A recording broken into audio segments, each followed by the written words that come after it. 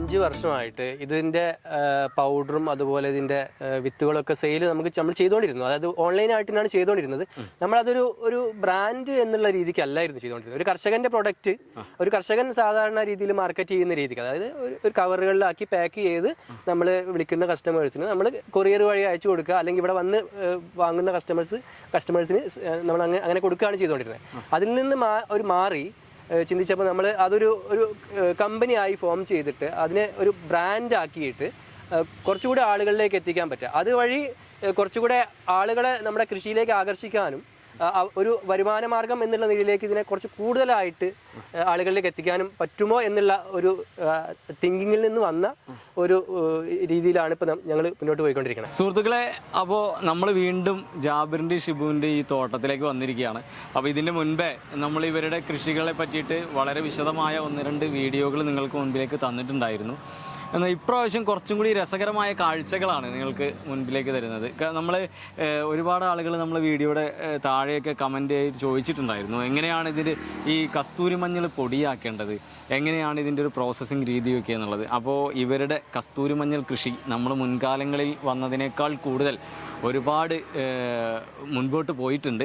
അതുമാത്രമല്ല, അവർ സ്വന്തമായിട്ടൊരു സ്ഥാപനമൊക്കെ സ്റ്റാർട്ട് ചെയ്യാനുള്ള തയ്യാറെടുപ്പിലാണ്. അപ്പോൾ നമുക്ക് ഇന്ന് നമ്മുടെ വീഡിയോയിലൂടെ കാണിക്കുന്നത് എങ്ങനെയാണ് ഇവർ ഈ ജൈവ രീതിയിൽ ഉണ്ടാക്കിയത്. അതായത് യാതൊരു കൃത്രിമ വളവും ഇവർ ഇതുവരെ യൂസ് ചെയ്തിട്ടില്ല. അത് തന്നെയാണ് നമ്മൾ ഇതിൻ്റെ മുന്നത്തെ വീഡിയോകളിലും നിങ്ങൾക്ക് ഹൈലൈറ്റ് ആയിട്ട് പറഞ്ഞു തന്നിട്ടുണ്ടായിരുന്നത്. അപ്പോൾ അതിൻ്റെ ഒരു ക്വാളിറ്റി എപ്പോഴും ഇവരുടെ കൃഷി ഇടത്തിൽ വന്നാൽ നിങ്ങൾക്ക് മനസ്സിലാക്കാൻ പറ്റും. അപ്പോൾ നമ്മൾ ഇന്ന് നിൽക്കുന്നത് മലപ്പുറം ജില്ലയിലെ മഞ്ചേരിക്കടുത്ത് തൃപ്പനച്ചിയിലാണ്. അപ്പോൾ ഇവിടെ ഇങ്ങനെ നമ്മുടെ ജാബിറും ഷിബുവും കൂടി നമുക്ക് ഇന്ന് കാണിച്ചു തരാൻ പോകുന്നത് എങ്ങനെയാണ് നമ്മുടെ കസ്തൂരി മഞ്ഞൾ പ്രോസസ്സ് ചെയ്ത് പൊടിയാക്കി എടുക്കുന്നത് വരെയുള്ള കാര്യങ്ങളാണ് നമ്മുടെ വീഡിയോയിലൂടെ കാണിക്കുന്നത്. അപ്പോൾ തീർച്ചയായും ഇതുവരെ തന്ന എല്ലാ സപ്പോർട്ടോടും കൂടി കൂടെ ഉണ്ടാവുക. നമുക്ക് നമ്മുടെ വീഡിയോയിലേക്ക് പോകാം. അതോടൊപ്പം ഇവരോട് അതിൻ്റെ വിശേഷങ്ങൾ കൂടി ചോദിച്ച് മനസ്സിലാക്കാം. കഴിഞ്ഞ 2-3 വീഡിയോകളിലായിട്ട് നമ്മൾ സംസാരിച്ചിട്ട് നമ്മുടെ കൃഷിയെ പറ്റിയിട്ടും കൃഷി രീതികളെ പറ്റിയിട്ടും വളരെ വിശദമായിട്ട് തന്നെ സംസാരിച്ചിട്ടുണ്ടായിരുന്നു. ഇങ്ങനെ നമ്മൾ ഉണ്ടാക്കിയിട്ടുള്ള ഈ ഒരു കസ്തൂരി മഞ്ഞളിനെ നമ്മളതിൻ്റെ സംസ്കരണ രീതികളും അതിനെ കളച്ചെടുത്തതിന് ശേഷം അളവെടുത്തതിന് ശേഷം നമ്മൾ ചെയ്യുന്ന ഓരോ സ്റ്റെപ്പുകളും സ്റ്റെപ്പ് ബൈ സ്റ്റെപ്പായിട്ട് നമുക്ക് ഇന്ന് പരിചയപ്പെടാം. അതോടൊപ്പം തന്നെ നമ്മുടെ ഇതൊരു സംരംഭമായിട്ട് മുന്നോട്ട് പോകാനുള്ള തയ്യാറെടുപ്പിലാണ്. അപ്പം ഞങ്ങൾ ഇതിലേക്ക് എത്തിച്ചേർന്നത് വരെയുള്ള കഥകൾ ഇന്ന് നമുക്ക് നമ്മുടെ ഈ ഒരു വീഡിയോയിൽ പങ്കുവെക്കാം. ഇവിടെ വന്നിരിക്കുന്നത് നമ്മുടെ പ്രിയപ്പെട്ട പുൽപ്പറ്റ പഞ്ചായത്ത് കൃഷിഭവൻ കൃഷി ഓഫീസർ സുബൈർ സാർ, അതുപോലെ തന്നെ നമ്മുടെ കൃഷി അസിസ്റ്റന്റ് ജാഫർ സാർ, അതുപോലെ തന്നെ സബിത മാഡം, ഇവരൊക്കെയാണ് നമ്മളെ ഈ ഒരു കൃഷി നമുക്ക് വേണ്ട സപ്പോർട്ടും കാര്യങ്ങളൊക്കെ തന്നിട്ടുള്ളത്.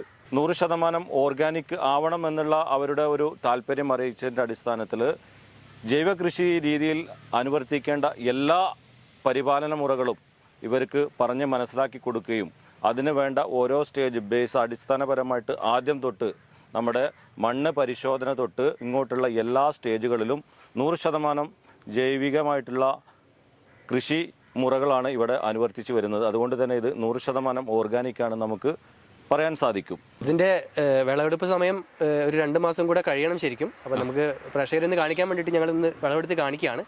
ഇത് പിന്നെ സാധാരണ നമ്മൾ ഒരു ഏപ്രിൽ മെയ് മാസങ്ങളാണ് നടാറുള്ളത്. ഇതുവരെ നട്ടുപോകുന്നത്. ഇപ്രാവശ്യം നമ്മൾ പിന്നെ ലോക്ക്ഡൌണിന്റെ ഒരു ചെറിയൊരു വിഷമം നമുക്കുണ്ടായിരുന്നു.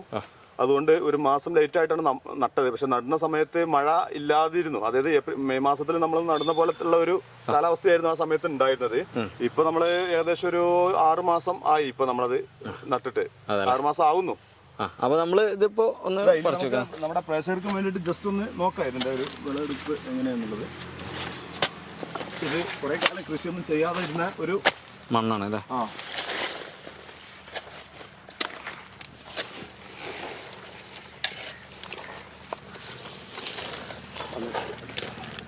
ഇത്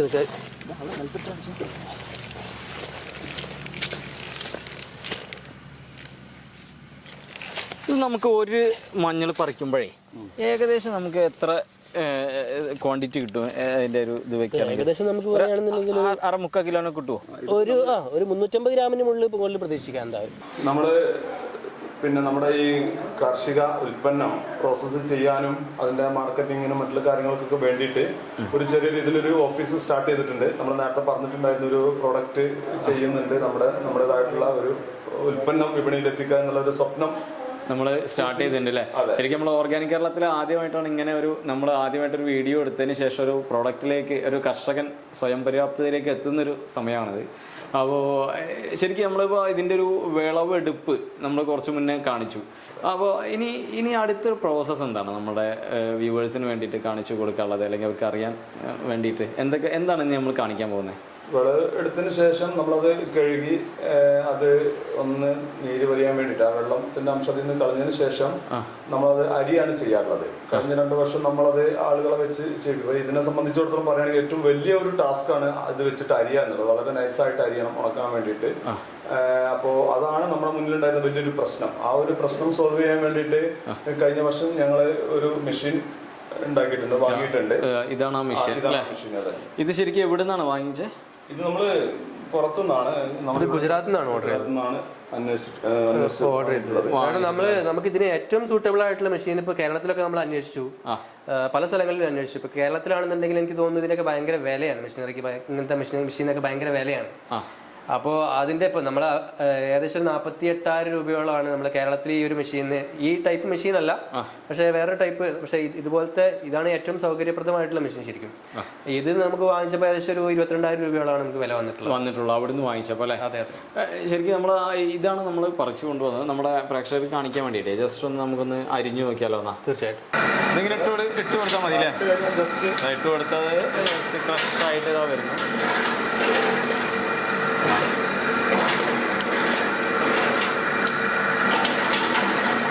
നമ്മൾ ഈ ഒരു മെഷീനിന് ഇതിന്റെ എളുപ്പം നമ്മൾ നേരത്തെ പറഞ്ഞു, അതുപോലെ തന്നെ ഇതിന്റെ ഒരു തിക്നെസ് എല്ലാം ഒരേ കനത്തിൽ നമുക്ക് അറിയാൻ പറ്റും.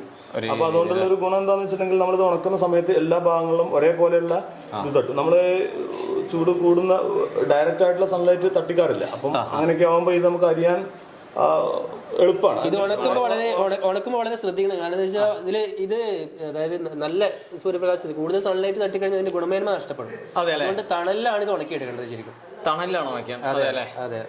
ഏകദേശം എത്ര ദിവസത്തെ ഉണക്കുണ്ട് ഇതിന്? ഏകദേശം ഒരു 10-12 ദിവസം എന്തായാലും നമ്മൾ തണലിൽ ഉണക്കുമ്പോൾ അത്രയും ടൈം എടുക്കും. അതെ അല്ലേ? ഇതിപ്പോ ഒരു 12 ദിവസം ഉണങ്ങിയിട്ടുള്ള ഇതല്ലേ ഈ? അതെ അതെ അതെ അതെ അതെ. ഇതിപ്പോ നമ്മൾ 12 ദിവസം കഴിഞ്ഞാലേ നമുക്ക് പൊടിക്കാൻ ലെവലിലേക്ക് ആയോ? തീർച്ചയായിട്ടും.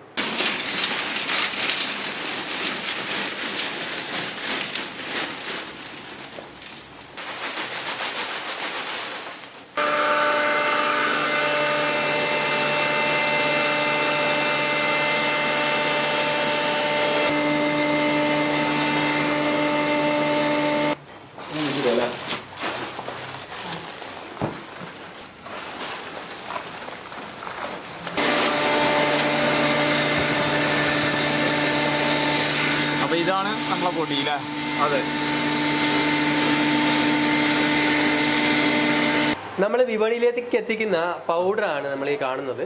നേരത്തെ നമ്മൾ അരിഞ്ഞ് അത് ഉണക്കുന്ന സ്റ്റേജ് വരെ നമ്മൾ കണ്ടു, ഉണക്കി പൊടിക്കുന്നത് കണ്ടു. അതിനുശേഷം ഉള്ളൊരു പ്രോസസ്സാണ് നമ്മുടെ പൗഡർ ഫോമാണിത്. ഇതാണ് കസ്റ്റമറിലേക്ക് കൊടുക്കുന്ന സാധനം. ഇത് പാക്ക് ചെയ്തിട്ട്, അതെ അതെ, നല്ല സ്മെല്ലാണ് ഇതിന്. ഒരു കസ്തൂരിയുടെ സുഗന്ധമാണ് ശരിക്കും ഇതിനുണ്ടാവുക. അപ്പൊ ഇത് നമ്മൾ പാക്ക് ചെയ്ത് ഒരു അട്രാക്റ്റീവ് പാക്ക് ചെയ്തിട്ട് നമ്മളിപ്പോ കസ്റ്റമറിലേക്ക് എത്തിക്കാനുള്ള ഒരു പരിപാടിയിലാണ്.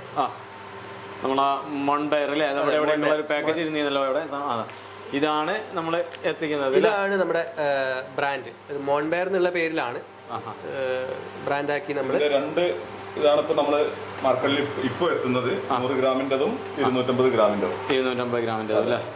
ഓക്കെ. ഇതാണ് അപ്പൊ നമ്മളൊരു ഭാവി ഇതെന്ന് പറയുന്നത് നമ്മളെ കൃഷിയിൽ നിന്നല്ലേ, നമുക്ക് ഇതുവരെയുള്ള കാലത്തു നിന്നുള്ള അല്ലേ, 5 വർഷത്തെ ഒരു എഫേർട്ട്.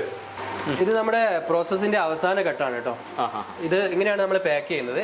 ഓ ശരി. ഇങ്ങനെ പാക്ക് ചെയ്തിട്ടാണ് നമ്മളത് പിന്നെ മാർക്കറ്റിൽ എത്തിക്കുന്നത്. ഇതിപ്പോ 100 ഗ്രാമിന്റെ പാക്കറ്റുകൾ അല്ലേ? അതെ അതെ. 100 ഗ്രാമിന്റെ 250 ഗ്രാമിന്റെ പാക്കറ്റുകൾ നമുക്കുണ്ട്. ഉണ്ടല്ലേ? അതെ.